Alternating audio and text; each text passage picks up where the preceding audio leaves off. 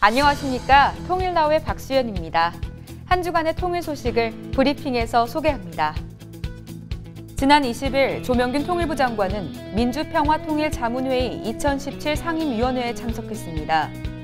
이 자리에서는 민주평화통일자문회의의 금년 활동 성과를 점검하고 2018년의 활동 방향을 정립하는 시간을 가졌습니다. 이날 조명균 통일부 장관은 상임위원을 대상으로 한 특강에서 북핵 문제 해결이나 평화 정착을 위해 내년이 중요한 전환점이 될 수 있다며 내년에는 과감하고 적극적인 입장에서 민간 교류가 활성화되도록 지원할 것이라고 밝혔습니다.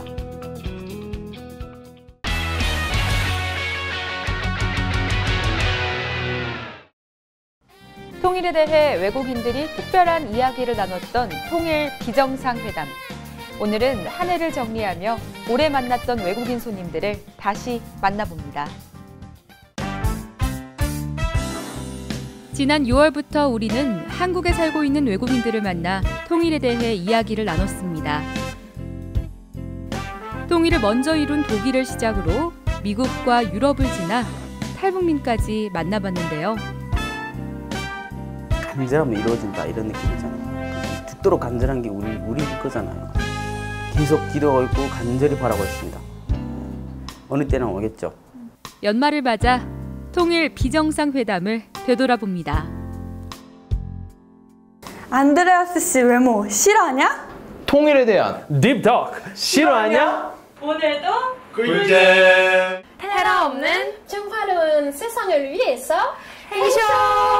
언제나 웃음소리가 끊이지 않았던 통일 비정상회담. 외국인 훈남들의 출연으로 촬영장의 분위기는 항상 화기애애했습니다.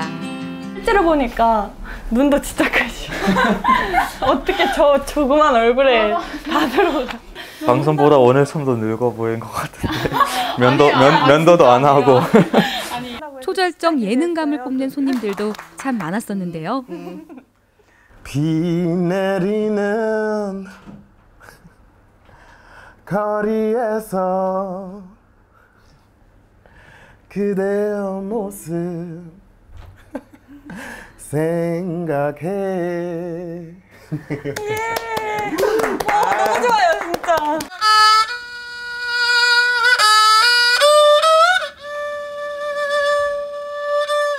한국의 가요와 전통악기를 빛나게 해준 브라운 테리스와 탐 제부댓. 이용자 춤을 좀 엉덩이 뒤에 나가서 팔이 좀 이렇게 하거든요. 그리고 그다음에 이렇게 느낌 있어요. 이런 거예요. 그리고 녹화 내내 유쾌함을 잃지 않았던 프랑스 이영자, 엘로디도 만났습니다. 하지만 그들과 즐거운 이야기만 한 것은 아니었죠. 짧게는 2년, 길게는 5년 이상을 나만의 삶에서 느낀 솔직한 심정들도 들을 수 있었습니다. 뭐 일주일 전에도 엄마가 나랑 이야기하면서 너는 물론 괜찮다고 말하는데 뭐 만약에 위험해지면 그냥 일주일이라도 한 달이라도 그냥 집에 오는 게 어떠냐. 네, 그래서 그때는 뭐 부모님 많이 걱정하면 뭐 프랑스 갈까 말까 해요. 많은 외국인들이 남북의 긴장 상태를 걱정한다는 것을 알 수 있었습니다.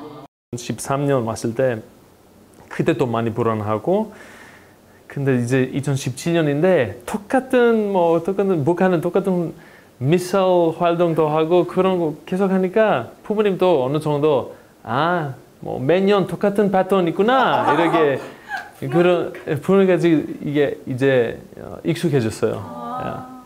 근데 뭐 밖에 있는 친구들이 그런 위험성 한국에 살면 너무 위험한다고 생각해요. 하지만 실제 외국인들이 살아본 한국은 다른 나라와 다르지 않았답니다. 뉴스 없었으면 느낄 수 없을 것 같아요. 왜냐면 매일매일 자기 생활에 대한 생각하고 사람들이 주변 사람들이 북한에 있는 가족도 없고 그래서 뉴스만 보면 그런 거 알게 되는 거예요. 물론 위기 상황에 대처할 준비가 돼 있는 손님도 있었죠. 6.25 참전용사 가족인 탐 제부대처럼 말입니다. 저는 2012년에 왔을 때는 그때 와 전쟁 날 뻔했다 막 그런 이야기가 많았었잖아요. 아, 네, 그렇죠. 2012년 13년 차에는 네. 아빠가 뭐라는지 알아요? 네가 오면 내가 니를 진짜 버릴 거라고. 한국 절대 오지 마라. 만약에 전쟁 나오면 거기서 싸우라. 진심이에요. 아빠가 그랬었어요. 왜냐면 작은 할아버지가 있어서 여기까지 왔는데 너도 가는 김에 그런 일이 발생되면 도와줘라. 그 말씀만 들었어요. 정말 영원한 우방이라는 게 이렇게 세대를 건너서도 이어지는 모습에서 저는 재밌었어요. 이러한 불안 상황이 얼른 사라지고 통일을 하기 위한 방법으로 통일 비정상들은 마음의 거리를 좁히라고 조언했습니다. 탈북민에 대한 차별은 약간 한국에서의 약간 외국인들의 차별이랑 비슷한 것 같아요. 이게 한국에서는 북한 사람들이 이제 이제 북한에서 내려오면은 그 사람들에 대한 약간 교육에 집중하잖아요. 근데 한국 사람들도 이제 마음이 바꿔야 돼요. 특히 독일인 닉의 이야기는 우리에게 많은 생각을 하게 해줬는데요. 젊은 사람들은 북한 싫어하고 그냥 북한의 정보 싫어해야 되는데 국민들은 싫어하면은 좀 아쉽다고 생각해요. 북한하고 관계 괜찮아지기 위해서 북한에 대해서 알아야 된다고 생각해요. 특히 북한에서 살다 왔던 사람은 얼마나 많이 가르쳐 줄 수 있을 텐데 오히려 좀 더 오픈 마음으로 그 사람을 받아들이고 배우고 싶은 마음으로 대화했으면 좋겠어요. 그런 사람들. 외국인의 시선으로 한 발자국 떨어져 바라본 통일. 2018년에도 통일 비정상회담은 계속됩니다.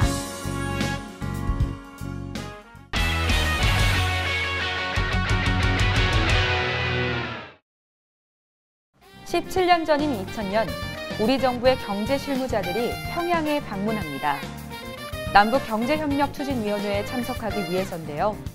통일발자국에서 그날을 찾아가 봤습니다. 세계적인 투자의 귀재, 짐 로저스. 세계 최고의 투자은행, 신흥시장 전문가 루치르 샤르마. 월가의 대표적 비관론자 마크 파버마저 매료시킨 통일 한국. 이들은 남북한 경제협력의 중요성과 성장 가능성에 주목했는데요. 남과 북이 머리를 맞대고 경제 현안 문제와 함께 미래를 구상하며 협력했던 적이 있습니다.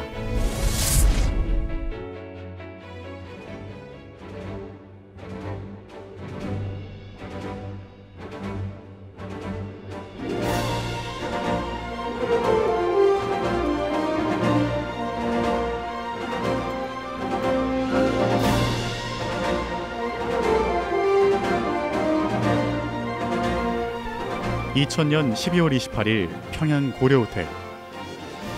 남북 간의 경제 교류와 협력을 정부 차원에서 주도하는 회의가 열립니다. 바로 남북경제협력추진위원회. 남측의 이정재 재정경제부 차관과 북측의 박창년 국가기획위원회 제1부위원장 등 정부의 경제 관련 부처 실무자들이 함께 자리했습니다.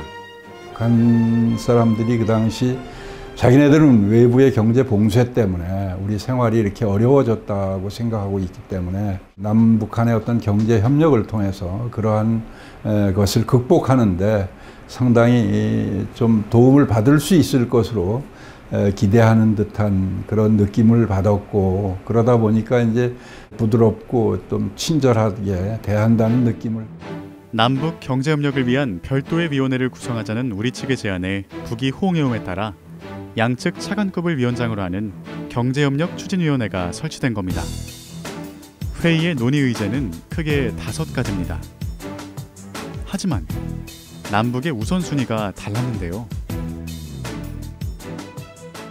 전력협력 문제를 제외한 나머지 안건은 우리가 필요로 하거나 또 우리가 의미 있게 생각하는 그런 의제들이었는데 비해서 북한 측이 가장 관심이 있었던 의제는 전력협력 문제였습니다.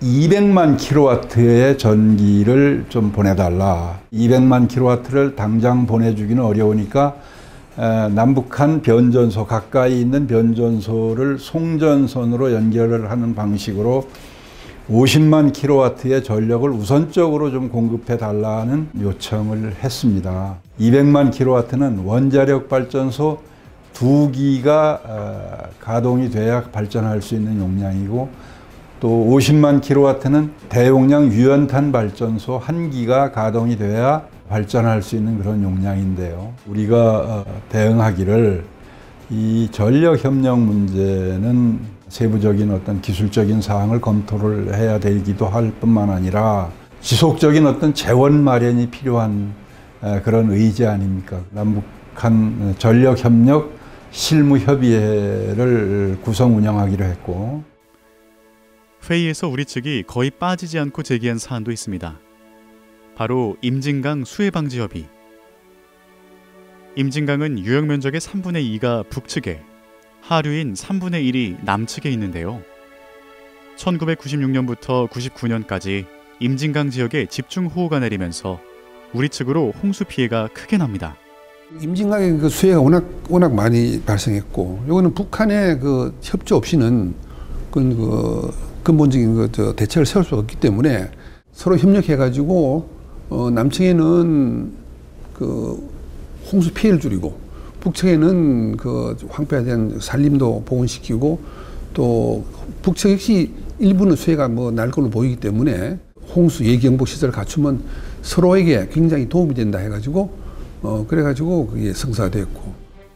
경추위의 주요 성과로는 남북의 혈맥을 잇는 철도와 도로 개통, 개성공단 개발 착수, 남북 경협협의사무소 설치와 운영, 남한의 경공업 원료 제공과 북한의 지하자원 연계 개발 등이 있는데요. 특히 마지막 사업은 북측에서 먼저 제기해 더욱 의미가 있습니다. 10차 경추위에서는 경공업 원자재 제공과 북측의 지하자원 개발 사업, 그것은 북측이 제기했던 사업입니다. 그 제기했을 당시에 우리 남쪽에 있는 모든 대표들이 가장 놀란 것이 있습니다. 남쪽이 해외에서 수입해는 모든 광물의 수요와 수입선을 다 조사를 해왔어요. 북쪽에 이와 같은 지하자원이 많이 있는데 왜 그걸 꼭 해외에서 사다 쓰냐. 이거를 남쪽이 캐다 쓰고 경공업 원자재를 좀 달라. 경추위 회의가 거듭됨에 따라 신뢰를 쌓게 된 남과 북은 10차 회의 이후 새로운 회담 방식을 고안하고 진행합니다.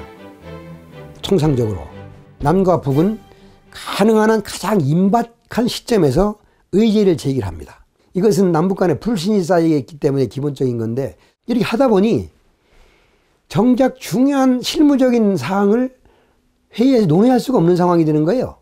앞으로 경추위 회담 일정이 잡히면 중요한 의제를 먼저 사전에 교환하고, 더 쌍방의 논의가 필요하다면 해당 분야 전문가들을 중심으로 사전에 실무회의를 몇 차례 해서 거기에서 모아진 걸 가지고 경제협력추진회 본회의를 한다면 얼마나 효율적이고 도움이 되겠냐. 그게 11차 회의 때부터 시작됐습니다.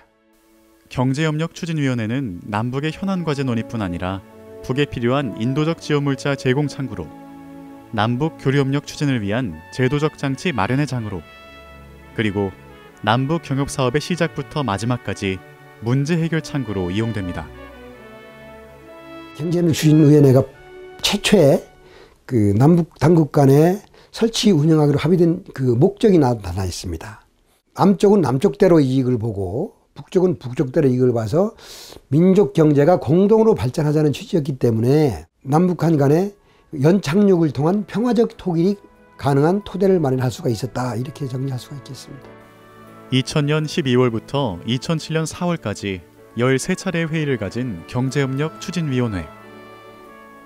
회의는 2007년 남북 정상회담을 통해 남북 경제협력을 총괄하는 협의기구로 양측의 부총리를 위원장으로 하는 남북 경제협력 공동위원회로 격상됨에 따라 발전적으로 해체되었습니다. 오늘 준비한 소식은 여기까지입니다. 이상으로 통일나우를 마칩니다. 시청해주신 여러분 고맙습니다.